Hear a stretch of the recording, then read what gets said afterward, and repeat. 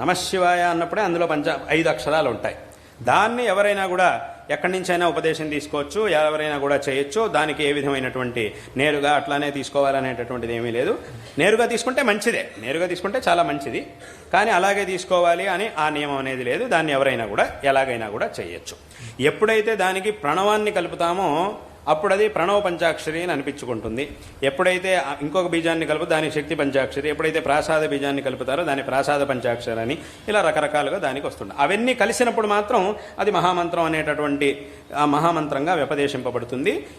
వీటన్నిటిని కూడా ఇవన్నీ తెలుసుకోవాలంటే ఏది ఎలాగా అనే దాన్ని తెలుసుకోవాలంటే ఇది మన బుద్ధితో తెలుసుకునే విషయాలు కావు. వీటన్నిటి కూడా మనకి మంత్రశాస్త్రం అనేది మూలం.